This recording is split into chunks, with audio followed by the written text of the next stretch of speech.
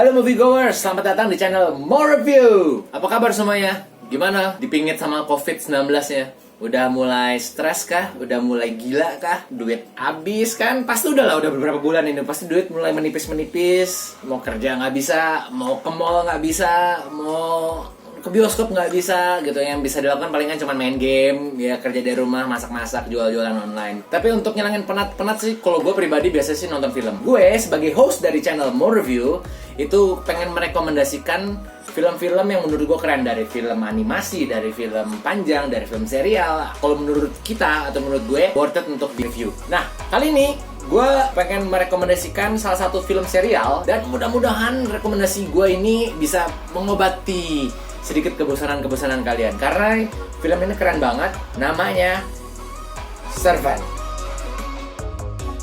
Kenapa gue rekomendasikan film ini? Pertama adalah karena temanya, plotnya itu bikin kita selalu bertanya-tanya lah. Kayak misalnya, loh kok gini, loh kok gitu. Nah itu gue pribadi suka banget kayak gitu. Gimana kalau kalian? Dan satu lagi adalah M. Night Shyamalan. Kalian tahu M. Night Shyamalan? Mungkin ada beberapa kalian udah ada yang tahu. Nah, bagi yang belum tahu, M. Night Shyamalan itu adalah sutradara udah lama ya. Film-film itu terkenal film-film kayak horor gitu. Cuman horornya itu nggak selalu hantu ya. Lebih ke psychological thriller. Kalaupun hantu ada. Contohnya misalnya yang terkenal banget nih, Sixth Sense, Devil, paling itu sih yang berhubungan dengan agak gaib-gaib lah ya. Nah yang paling baru mungkin lu tahu nih pada Glass namanya. Tapi kali ini guys, gue nggak akan ngebahas itu semua. Yang mau gue bahas itu tapi yang gue bilang tadi, Servant. Nah, Servant ini ditulis sama sutradara dari British bernama Tony Basglob. Yang filmnya yang sempat meledak adalah Inside Man. M. Night Shyamalan selain menyutradarai 2 episode serial Servant ini, dia itu juga menduduki kursi eksekutif produser. Dibantu juga beberapa sutradara yang menyutradarai episode-episode di dalam Servant. Beberapa diantaranya adalah Daniel Sackheim, Nimrod Antal, Alexis Ostrandel, Lisa Brolman, John Dahl. Dan ada lagi moviegoers, kenapa kita mau mengangkat film ini untuk kita review? Karena dari rating Rotten Tomato itu gokil banget. Tomato meternya itu mencapai titik 87%. Apalagi audience score-nya. Audience score-nya itu mencapai titik tertinggi, yaitu 100%. Perfect score. Tapi guys, sebelum kita masuk ke pembahasan, gue pengen kasih tau kalau ini adalah major spoiler. Jadi kalau gue mau nonton nih gitu kan, fine, go, nonton aja. Tapi abis itu balik lagi dong sini ke mau review, karena kita bahas bareng-bareng di kolom komentar. Karena mungkin dari sudut pandang lu setelah menonton itu ceritanya berbeda dengan dari sudut pandang gue. Karena agak-agak paralel ya. Makin kepo nggak? Kenapa gue bilang paralel? Langsung aja kita bahas ya. Kamera roll, action.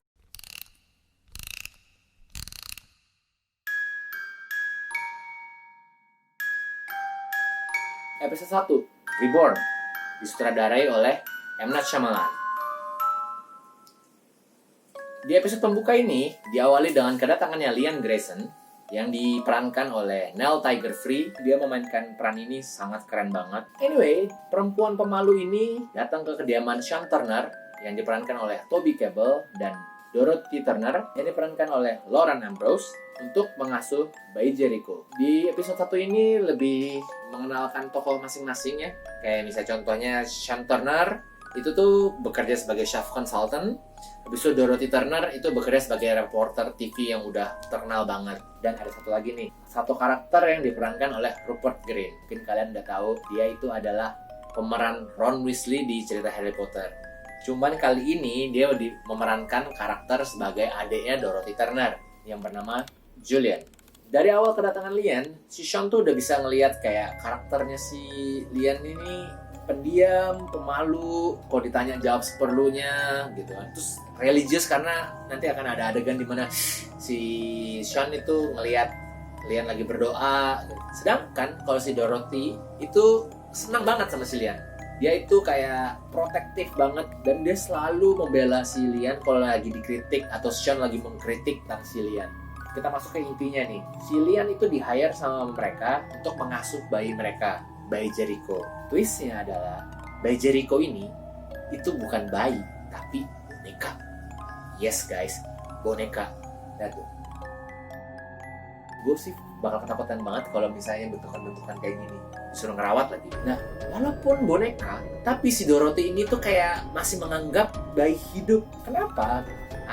Ini dijelasin nih. Si Sean akhirnya menjelaskan ke Liam tentang kondisi keluarga Turner. Bayi Jericho itu sebenarnya sudah meninggal di usianya yang ke-13 minggu. Karena kejadian itu, si Dorothy itu terpukul banget. Akhirnya dia mengalami sakit katatonik. Itu penyakit psikis yang bikin kayak badan lu jadi kaku banget gitu kayak. Dan itu termasuk kondisi yang parah ya, dan udah tahap parah gitu.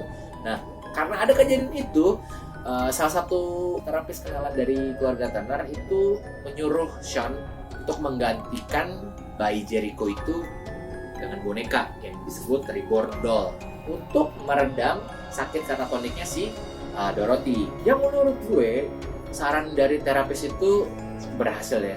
Jadi Dorothy itu kelihatan normal mengurus bayi itu. Bayi. Yang tahu kondisi keluarga Turner ini adalah Sean, Julian, ayah dari Dorothy dan Julian, dan of course si terapisnya. Dan sekarang ada tambahan satu lagi, yaitu Lian. Di sinilah mulai kelihatan sikap anehnya si Lian, karena setelah dijelasin sama si Sean, Lian tuh cuman menanggapinya dengan benar-benar normal aja gitu kayak oke, gitu kan. Bahkan sampai si Sean tuh nanya, lu ada pertanyaan nggak gitu kan tentang kondisi ini. Lian menjawab kayak nope, nggak ada, dengan sangat-sangat flat. Sean pun bingung gitu kayak nothing at all. Nah, si Lian ini juga memperlakukan boneka Jericho ini sama seperti si Dorothy. Jadi kayak benar-benar nganggep bayi hidup gitu. Dan jadinya si Lian tuh suka kayak ngasih pandangan-pandangan misterius ke si Sean. Kalau setiap kali si Sean itu bersikap kasar ke boneka itu. Jadi kayak misalnya dilempar lah ke lantai bonekanya, atau dia angkat kaki bonekanya gitulah gitu kan. Kayak gini nih, ini menurut gue nih ya normal sih, gue juga pasti akan memperlakukan kayak gitu ya. Nah, keanehan-keanehan lainnya lagi adalah pas saat si Sean lagi ngecek-ngecek kamarnya si Lian, terus ngebuka laci pakaiannya gitu, dia kayak kayak ketusuk sesuatu gitu, dan ternyata dia ketusuk sama salib kayu yang dililit sama jerami kayak gini. Jadi kayak voodoo gitu. Itu lumayan serem sih nemuin hal kayak gitu ya. Kalau di rumah si gue sih akan kayak oke, what the fuck is this, gue buang langsung. Ada juga kejadian pas si Dorothy lagi mandi di bathtubnya gitu, dia tuh lagi kayak kesakitan gitu. Nah, karena dia mengalami mastitis, jadi kayak penyumbatan saluran payudara pas lagi menyusui gitu. Nah, itu biasanya tuh dialami sama wanita-wanita yang lagi menyusui di trimester pertama. Nah, si Lian ini ngebantu kayak mijit-mijit lah gitu kan ya, walau nggak secara erotis ya, secara medikal dia mijit-mijit begitu. Nggak lama kemudian keluar akhirnya arsinya yang tadinya tersumbat ya gitu kan, akhirnya keluar dan habis itu kayak sembuh. Si Dorothy-nya tuh kayak sembuh, kayak kayak lega, kayak kesakitannya tuh bisa hilang. Bisa jadi itu sembuh, bisa jadi itu cuman sekedar lega, kita masih belum tahu itu. Nah, suatu kali Sean pernah melihat salib voodoo itu. Voodoo, mungkin gue keterlaluan ngomong voodoo ya. Salib kayu yang kayak voodoo itu tergantung di atas keranjang bayi Jericho kayak gini nih. Kalau gue ngeliat ada kayak gitu pasti gue cabut sih sebenarnya. Di penutupan episode 1 ini, Sean dikagetkan dengan suara dari baby monitor yang tersambung ke kamar Jericho. Tiba-tiba ada suara bayi nangis. Dia bingung, dia naik ke atas, pas dilihat, yes, sesuai apa yang lu duga. Bonekanya hidup. Bonekanya jadi bayi Jericho. Dan itu penutupannya di episode 1. Gimana menurut kalian? Apakah gara-gara salibnya itu? Kita langsung lanjut ke episode 2.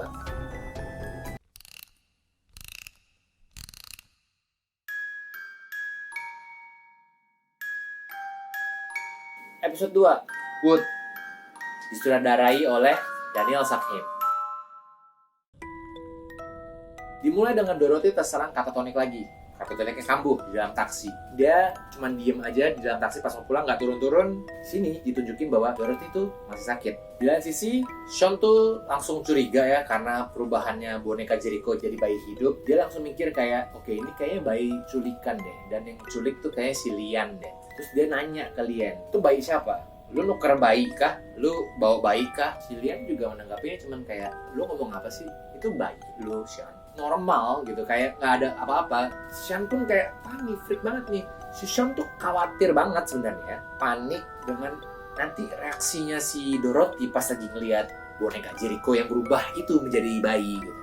Dan ternyata reaksi Dorothy juga normal aja sama kayak Lian tadi, kayak sebelum-sebelumnya, kayak pas lagi masih jadi boneka gitu, kayak hai.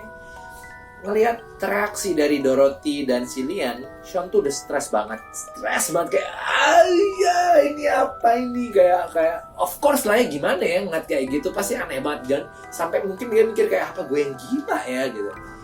Si Sean udah nggak tahan, dia butuh orang yang waras dalam tanda kutip. Dia nelfon si Julian, tapi ternyata malam itu Julian gak bisa kontak karena takut malam-malamnya si bayi tadi itu tuh dibawa sama si Sean pakai keranjang gitu, bayinya gitu, dibawa keluar rumah. Nah, di rumahnya si Turner ini, biasa standar orang-orang kaya itu ada kayak security codes gitu loh. Nah, pas dia mau mencet itu untuk supaya dia bisa keluar tanpa bunyi ya, dia udah masukin kodenya, tiba-tiba salah dan akhirnya alarmnya bunyi. Kayak gini nih, panik banget sih malam-malam. Akhirnya nangis si bayi Jericho-nya. Si Dorothy nggak mau dan turun, bilang, lu ngapain sih malam-malam gitu kan? Lu mau bawa kemana si Jericho? Enggak, si Sean bilang, gue cuma pengen bawa jalan-jalan doang gitu kan. Lagi nih, kenapa sih? Siapa yang ganti kodenya? Gitu. Dorothy kayak apaan sih? Terus dia mencet kodenya. Pas Dorothy mencet, kodenya sama lagi. Aneh kan? Keesokan harinya, Sean tuh nanya ke Dorothy, lu tuh nemu si Ian tuh dari mana sih? Dorothy cuma jawab kayak, ya dari referensi temannya teman gitu. Oh, referensinya temannya teman, wow gitu. Terus Dorothy bilang kayak, udah sih, ngapain sih, emang kenapa sih, itu udah bagus kita dapat lihat gitu, dia kerjanya bagus, murah lagi, buat apa lo nanya-nanya kayak gitu. Jadi kayak nggak suka gitu lah. Sean juga kayak nggak puas gitu sama jawabannya si Dorothy. Di satu scene, si Sean tuh karena takut mungkin ya dengan kondisi yang ada perubahannya boneka tadi itu, dia itu ngancurin salib jerami yang ada di atas keranjangnya si Jericho. Itu dihancurin, itu di sink-nya untuk hancurin gitu loh. Nih, biar jelas. Di situ mulai deh ada kejadian-kejadian aneh di rumahnya, kayak misalnya si Sean mulai tertimpa kesialan-kesialan. Contohnya adalah kakinya kesusuk kayu, bahkan sampai ada kayu pantatnya bisa kesusuk sama kayu. Itu gimana sih, itu juga gak ngerti. Sean juga kayak mikir, hah, ada apa ini? Nah, akhirnya si Julian yang gak bisa dikontak kemarin itu, akhirnya Julian datang. Terus Sean langsung cerita lah. Julian shock banget, bingung, kaget, kayak langsung nanya, itu bayi siapa? Terus Julian langsung berpendapat kalau oke, ini bayi hasil penculikan deh. Lian nih yang nyulik nih, kayak gitu. Karena kepo, dia berinisiatif untuk oke, tenang aja, gue akan menyelidiki soal ini gitu. Gue akan cari tahu ini bayi siapa dan Lian tuh siapa. Terus ada lagi scene dimana si Lian ngeliat salib jeraminya itu udah nggak ada. Terus dia langsung akhirnya kayak, gue buat lagi deh. Mungkin di sini kayak kasih tunjuk ya poin dimana kayaknya penting salib jerami itu. Dari sini ada misteri lagi nih. Di acara ulang tahunnya Julian, jadi si Sean dan Dorothy mengundang Julian untuk makan malam keluarga di rumahnya. Kali ini yang masak adalah Dorothy, bukan si Sean. Di kesempatan ini juga akhirnya pertama kalinya si Julian itu ketemu sama si Lian. Di tengah-tengah makan, Sean tuh mulai kayak komen kayak, kok gak ada rasanya ya. Dorothy mulai tersinggung kayak, apaan sih, ayolah. Tapi dia bersikukuh kayak, enggak, ini gak ada rasanya. Bahkan sampai dia nge-wine pun, dia bilang, wine-nya kok tasteless ya, kayak gak ada rasa sama sekali ya. Terus akhirnya dia mulai batuk, dan batuknya mulai parah, kayak sampai choking, kayak orang dicekek gitu batuknya.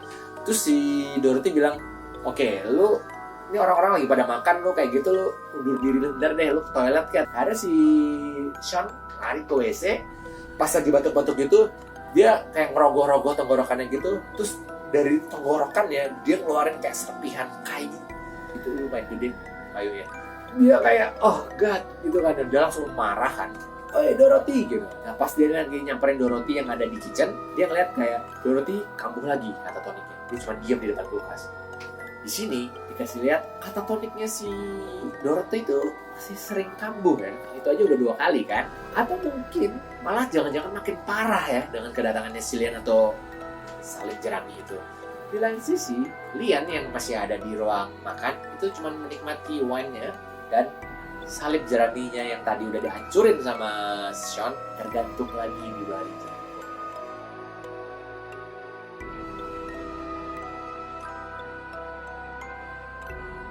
Kita lanjut ke episode 3.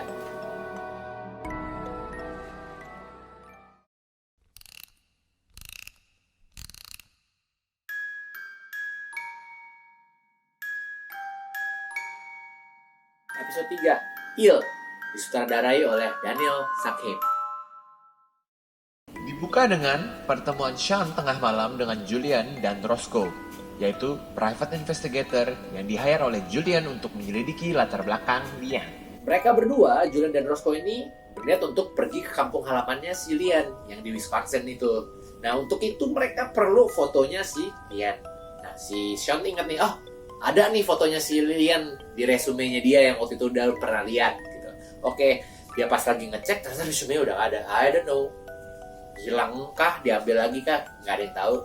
Karena nggak ada, akhirnya si Sean itu berniat untuk ngambil fotonya si Lian yang lagi tidur. Dan calon pervert, tapi tenang aja, nggak gitu. Nah, akhirnya setelah udah dapat fotonya, dikirimlah ke Julian. Pagi itu, Julian dan Roscoe akhirnya sampai nih di kediamannya si Lian. Sambil video call dengan si Sean, mereka menemukan kalau rumahnya Lian itu udah terbakar, hangus. Dan ini rumah terbakarnya nih rumah lama ya, jadi bukan kayak terbakar baru begitu. Jadi udah lama terbakar. Dan pas lagi video call, terus Sean tuh sempat ngeliat kayak ada boneka salib jerami yang kayak persis kayak ada di keranjang bayi Jericho. Aneh banget kan? Makanya ini di episode ini kita mulai kelihatan nih kayak misteri-misterinya. Kenapa rumahnya dibakar atau terbakar, itu mulai naik tensinya. Kali ini juga diperlihatkan Lian yang lugu, yang benar-benar polos banget. Karena dia saat melihat Sean dan Dorothy kayak bermesraan gitu, kayak suami istri, ya bukan di atas kasur sih. Nah, pas Lian lihat kejadian itu, kelihatan banget kalau si Lian tuh baru pertama kali lihat gerakan-gerakan erotis kayak gitu. Nah, ada lagi tambahan karakter baru di episode 3 ini, namanya Toby. Toby itu asisten chefnya si Sean. Terlihat juga di sini salah satu sifatnya si Lian yang lemah lembut, kayak penyayang, yang dia tuh nggak suka banget kekerasan. Kenapa? Soalnya si Sean dan Toby itu lagi kayak pengen masak belut. Belutnya tuh fresh, dia masih baru keluar, masih hidup gitu kan. Pas lagi mau masak, of course harus dimatiin dulu. Nah, dia matiinnya caranya belutnya dipukul. Pas udah mulai ya sekarat kali atau udah mati gitu, Lian tuh ngeliat kayak kaget gitu, oh god gitu kan. Terus kayak shock. Terus dia kan harus dikulitin kan, dikulitin kayak gini nih, dikulitin kayak gini tuh si Lian tuh kayak kok gitu, kenapa masih gerak, kenapa masih kejet-kejet, kenapa masih gerak-gerak begitu ya, karena emang seperti itu ya gitu kan. Dia tuh kelihatan banget nggak suka tuh, nggak bisa menerima kekerasan seperti itu, sampai akhirnya tuh ngebikin si Lian itu blackout, pingsan dia. Gila, dia sampai ngeliat itu aja pingsan loh. Pada suatu malam, Sean dan Dorothy emang harus pergi untuk menghadiri acara award. Nah, karena Sean masih menaruh rasa curiga yang besar banget terhadap Lian, akhirnya Sean menyuruh Toby untuk menjaga rumah dia dengan imbalan $100. Enak bener ya, jagain rumah dong $100, itu 1,4 juta loh sekarang. Codai. Nah, karena kejadian itu, akhirnya Toby berkenalan dengan Lian. Karena Lian pun juga, oh ada orang ternyata gitu kan. Nah, akhirnya kenalan sama mereka. Nah, di sini lucu deh. Jadi Lian itu ngajakin si Toby minum wine. Dia minta yang merah. Request pula. Of course, dia bisa ngomong ini karena sebelumnya si Dorothy itu udah ngasih izin ke si Lian. Kayak bilang kayak, kalau lu butuh mau minjem kayak baju gue atau pernak-pernik gue, atau lu mau makan, mau minum, langsung aja. Anggap aja rumah sendiri gitu kan ya. Dan dia pun meminjam ringnya Dorothy. Habis itu dia juga pakai lipstiknya gitu kan, yang kayak ngedate pertama kali. Kelihatan banget ya di sini Lian tuh kayak respect gitu, kayak mengidolakan si Dorothy karena dengan cara dia berpakaian, dengan lipstiknya gitu tuh dia pengen banget ngikutin gaya si Dorothy. Nah, akhirnya mereka minum wine nih bareng nih di dapur, red wine. Di tengah-tengah kayak, dia bilang, gue lapar pengen makan gitu. Wah, akhirnya Toby menawarkan, ini ada makanan ini, makanan itu yang di kulkas gitu. Tiba-tiba bunyi dak dak dak dak dak. Tebak. Lian yang tadinya pingsan karena kekerasan, tiba-tiba terlihat dia lagi mukul-mukulin belut supaya mati untuk menunjukkan ke Toby kalau gue pengen makannya belut yang tadi. Perubahan yang cukup drastis dari pagi dan terus ke malam langsung berubah gitu. Di sini terlihat kayak si Lian itu berusaha untuk menjadi normal people. Gue juga bisa lo ngedate gitu. Gue juga bisa lo dandan seperti like normal people. Gue juga bisa kok, tahu kok gue bisa kok kalau untuk masak doang. Itu kelihatan banget usahanya dia. Nah, gak lama kemudian akhirnya Toby masak belut yang udah dibunuh sama si Lian itu. Pas udah jadi, pas mau makan malam, tiba-tiba ada ding dong gitu. Pas dicek ternyata Julian datang. ternyata dia sudah pulang dari Wisconsin. Si Julian pun nanya kayak, "Who the hell are you?" gitu. I'm Toby. Oke, goodbye Toby. Toby akhirnya diusir keluar. Akhirnya Julian masuk ke dapur dan melihat ada si Lian lagi makan di mulut yang tadi. Si Julian langsung duduk, langsung minum wine ya, seperti biasa. Dia wine terus, enak banget hidup dia lah. Gue juga pengen, codai. Nah, setelah duduk, si Julian langsung kayak interview secara sarkastik ke Lian. Kayak nyindir-nyindir gitu deh. Sampai di titik dimana dia ngomong gini ke si Lian kayak, "Lu kalau mau nyelakain Dorothy, lu harus melangkahi mayat gua dulu." Di sini juga, nah mimiknya si Lian itu terlihat kayak lagi ngomong, "Lu kok bisa mikir kayak gitu?" gitu. "Kok lu mikir gue jahat kayak gitu?" gitu. Lucunya, ternyata twist juga nih. Dia langsung nanya ke gini ke Julian, "Lu melihat apa pas kejadian Jericho? Lu ada di situ gak pas kejadian Jericho?"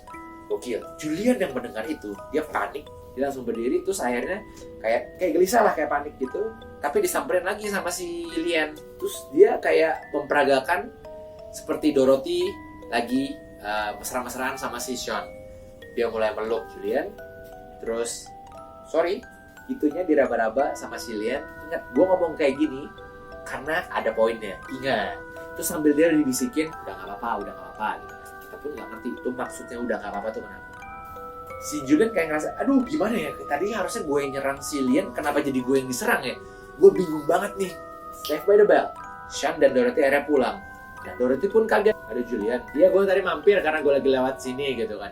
Nah habis itu si Julian bilang, "Sean, ngobrol bentar yuk." gitu. Nah akhirnya dia nyamperin si Sean. Terus si Julian bilang, "Sean, lu harus lihat, gue punya satu video yang lu bener-bener harus lihat." Video apa itu? Akhirnya dilihat. Ternyata videonya itu, si Roscoe ini menemukan 3 nisan, dan di salah satu nisannya ada nama Lian Grayson. Plot twist! Bukan plot twist ini. Nah, Julian juga ngerasa aneh dengan kondisi ini, karena kalaupun emang bener itu bayi hasil penculikan, berarti kan si Lian udah tahu ya dari dulu-dulu lah kalau di rumah itu adalah bukan bayi tapi boneka gitu kan. Itu yang bikin kayak ini how come dia tahu, misterinya mulai naik lagi. Menarik banget buat gue.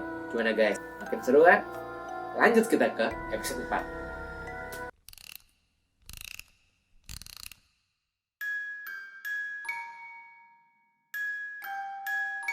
Episode 4, Bear, disutradarai oleh Nimrod Antal. Episode ini itu memperlihatkan sedikit-sedikit flashback di mana saat Dorothy itu ternyata udah mengalami keguguran beberapa kali ya sebelum lahirnya Jericho. Jadi pas dia kedapatan Jericho, terus berhasil melahirkan dengan sehat, dia seneng banget mereka, terutama Dorothy lah ya. Abis itu nggak lama kemudian meninggal lagi bayi Jericho-nya. Kebayang nggak sih Dorothy langsung kayak shocknya kayak apa? Oke, kita move on. Si Sean akhirnya berinisiatif untuk menyelidiki lebih lanjut soal si Lian. Akhirnya dia memasang kamera kecil gitu, ditaruh di kamar Lian yang kayak dia dari belakang itu dibolongin, jadi untuk intip-intip.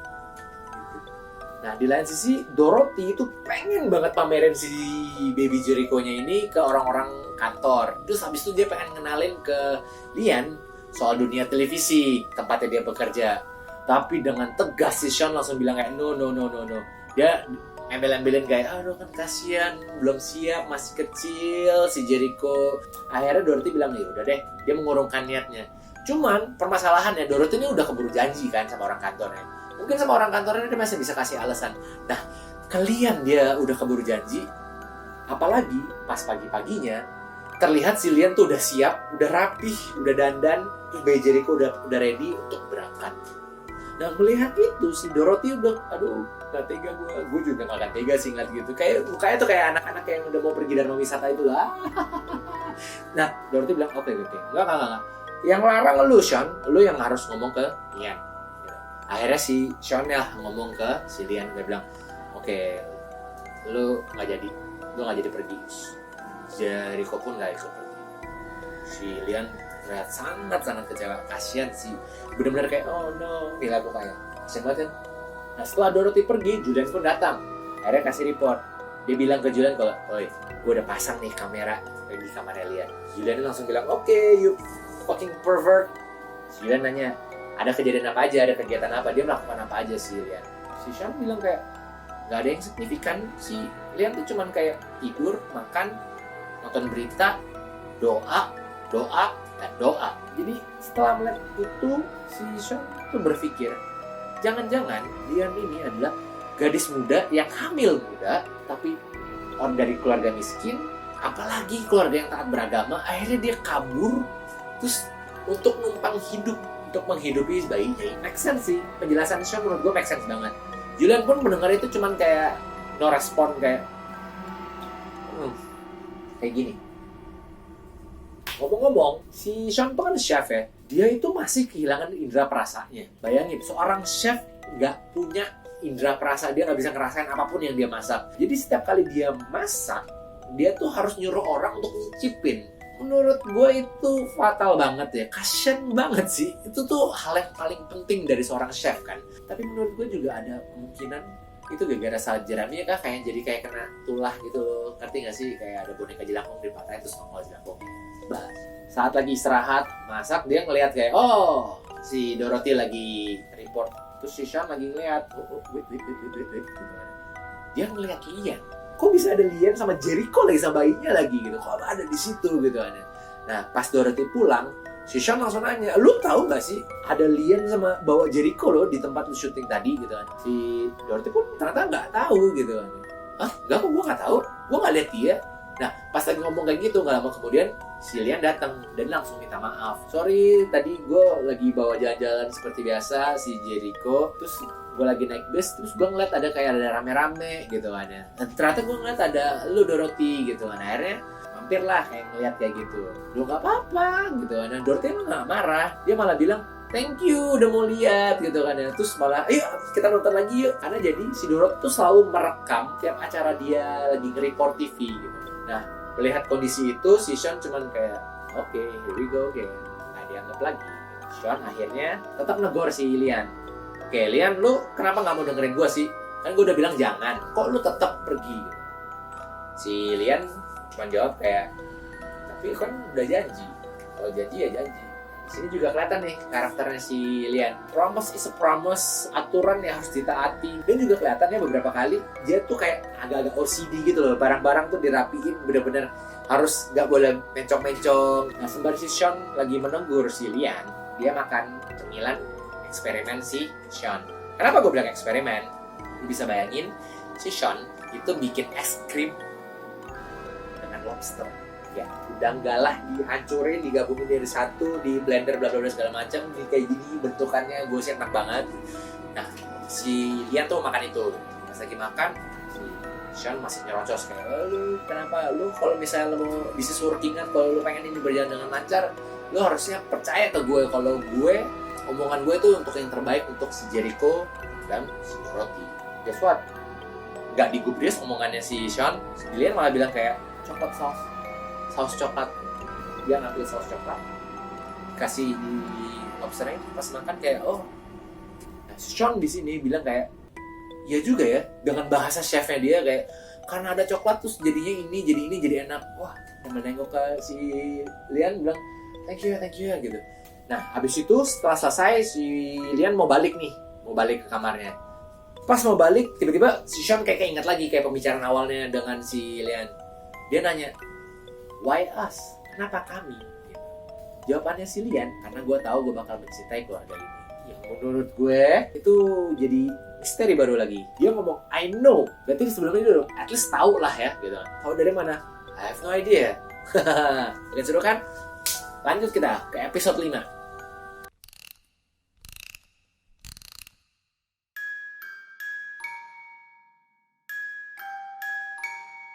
Episode 5, Cricket, disutradarai oleh Nimrod Antal. Dibuka dengan si Roscoe lagi memata-matai si Lian dari mobil. Nah, si Lian tapi udah mulai ngerasa nih mulai curiga, kayak ngerasa diawasin. Dia mulai celingak-celinguk. Habis itu pas lagi dia pulang, pintu rumahnya itu kebuka. Alarmnya juga mati. Nah, karena dia panik, dia langsung ngecek basement. Pas di basement ternyata tuh ada si Toby. Toby ini lagi disuruh Sean untuk menerima paket dia. Paketnya isinya jangkrik. Oke, jangkrik. Nah, habis itu si Lian protes tuh. Dia kayak, Toby, kok lu kan nutup pintu depan sih? Gitu. Terus Toby bilang, enggak kok, gue masuk dari pintu samping. Si Sean nyuruh gue masuk lewat pintu samping soalnya. Halo, siapa yang masuk, yang matiin siapa. Kalau alarmnya mati berarti kan dia tahu kodenya. Nah di sini dikenalin satu karakter baru namanya Wanda. Dia tuh pengasuh sama kayak Lian. Anak yang diasuh itu namanya Olivia. Wanda ini ternyata adalah orang suruhannya si Julian untuk menyelidiki, lebih menghasut si Lian untuk bekerja di tempat lain dengan iming-iming kayak gajinya lebih gede ini dan itu dan ini. Nah hal ini tuh ke-gap sama si Lian. Waktu itu Wanda datang bersama si Olivia, of course. Wanda ditanya langsung, lu tuh siapa? Lu tuh nggak tinggal di rumah seberang seperti yang lu bilang kan ke gue. Soalnya waktu itu gue datang, pas gue tanya, nggak ada orang bernama Wanda dan anaknya juga bukan Olivia. Lu tuh siapa? Kenapa lu mau berteman sama gue? Gitu. Nah, si Wanda akhirnya ngebeberin. Kenapa segampang itu ngebeberinnya? Jadi, Olivia tuh dikasih makan sama si Lian lobster ice cream. Nah, si Olivia ini itu punya penyakit alergi. Hampir semuanya. Akhirnya si Olivia itu kena alergi akut yang bikin dia nggak bisa napas, choking gitu, terjatuh. Wanda panik kan. Pas lagi panik gitu, ngebeberin deh semuanya. Nah, mengetahui hal itu, si Lian sakit hati banget. Kayak, oh no. Kayak kecewa, kayak gue kira gue punya teman, ternyata enggak, itu palsu gitu kan. Nah karena dia sakit hati banget dengan kejadian itu, keluar tuh sifat lainnya si Lian. Bisa bayangin nggak? Dia sampai tega dengan sengaja kasih makan Olivia tuh pasti alergi. Berarti dia udah rencanain kan. Sedangkan Lian yang sebenarnya dikatakan lemah lembut, nggak suka kekerasan, dia tega loh, dia bisa loh untuk nyakitin orang. Nah ditambah lagi nih, ada lagi nih kejadian-kejadian lainnya nih. Misalnya ketidaksukaannya dia terhadap jangkrik. Dia ini menganggap jangkrik itu bawa sial. Mungkin ini dari ajaran agamanya dia atau ada tertulis di Alkitabnya dia kali ya. Terus kecewaannya dia terhadap Dorothy. Jadi waktu itu Lian tuh disuruh Dorothy untuk beli cake. Malam pula, tempatnya jauh. Ya udah akhirnya dibeliin lah. Udah gitu balik-baliknya hujan pula. Pas udah dibawain, ternyata cake-nya nggak dimakan sama Dorothy. Kesel nih si Lian. Akhirnya dia itu untuk meredam kekesalannya dia menulis nama Dorothy di Alkitab. Dorothy. Abis nulis itu, terus dia langsung berdoa. Nah, tapi kali ini doanya dia itu kayak orang nahan marah. Kayak gini nih, gini. Ini menurut gue agak-agak psikopat aneh gitu, kayak gitu nih, ngeri. Besok paginya Dorothy pas lagi mau berangkat, dia kayak panik gitu karena tiba-tiba di bibirnya dia numbuh jerawat. Menurut gue gede banget sih. Jerawat-jerawat kayak gini nih itu yang menurut gue fatal ya untuk seorang reporter ya, di depan screen gitu kan. Sudah ada twing kayak gitu, itu kan nggak sedap banget untuk dilihat gitu. Dia ngedumel terus. Nah si Lian juga ada tuh datang seperti biasa, nggak ngegubris. Dia cuma nanya, kok kuenya nggak dimakan? Jawabannya si Dorothy cuma kayak, gua kemarin sama Sean capek jadi ketiduran deh, akhirnya nggak makan. Jawaban itu membuat si Lian tuh sakit hati karena merasa dia sangat-sangat diremehkan dan tidak dihargai. Ada lagi kejadian di mana Lian tuh nggak sengaja mendengar perbincangan si Sean dengan Julian, yang konten pembicaranya adalah gimana caranya mendepak Lian dari rumah ini. Sakit hati dong. Gimana sih kalau denger kayak gitu, sakit gak sih? Nah akhirnya si Lian melakukan hal yang sama. Seperti pas kesal sama Dorothy, dia nulis namanya si Sean di Alkitab, terus sambil itu doa. Besok paginya, guess what? Si Sean kesusuk ada kayu masuk kayak deket-deket lehernya gitu. Terus akhirnya dicabut lah tuh sama si Dorothy sambil dibantu sama si Lian. Untuk soal jangkrik yang tadi gue bilang itu, dia kan menganggap itu bad luck ya. Lu bisa bayangin nggak? Dia udah takut, udah malas kayak gitu.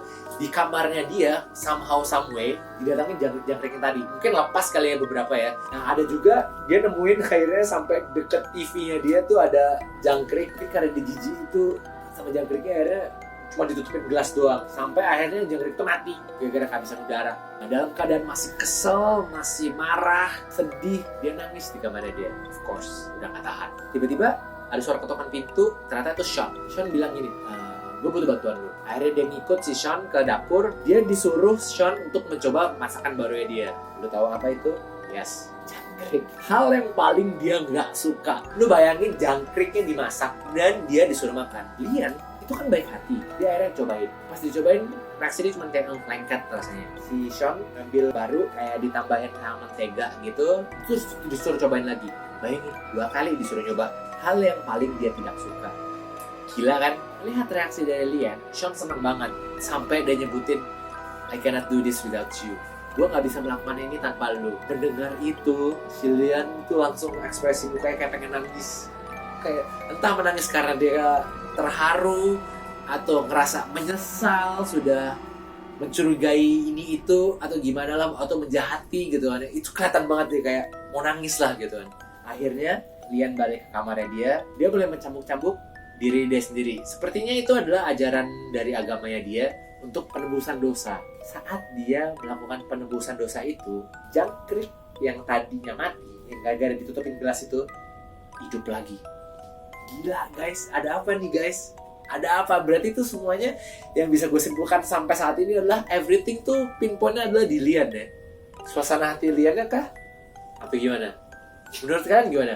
Tulis di kolom komentar. Oke, moviegoers, sekian dulu ulasan 5 episode pertama dari The Servant. Menurut kalian gimana? Seru banget gak sih? Alurnya oke kan? Menurut gue tuh tiap episode tuh kasih sesuatu yang baru gitu loh. Kayak diperkenalkan inilah, diperkenalkan itulah, ternyata ada inilah, ternyata ada itulah. Itulah ciri khasnya M. Night Shyamalan. Oke, thank you semuanya yang udah nonton video ini. Kalau menurut kalian ulasan gue itu berguna dan ngasih input baru buat kalian, silahkan di like videonya dan di share. Thank you juga yang sudah dan akan subscribe channel More Review. Itu sangat-sangat membantu banget loh. Sangat-sangat membantu. Thank you banget. Nah, gue juga pengen tahu nih dari sudut pandang kalian, 5 episode pertama ini gimana sih ceritanya? Karena kan pasti gue yakin banget ya interpretasi orang beda-beda pas lagi nonton film ini. Semuanya itu tulis aja di kolom komentar, dan atau misal kalian ada suggest, tolong dong bahas film ini, silakan ya request aja di kolom komentar. Thank you semuanya and cut.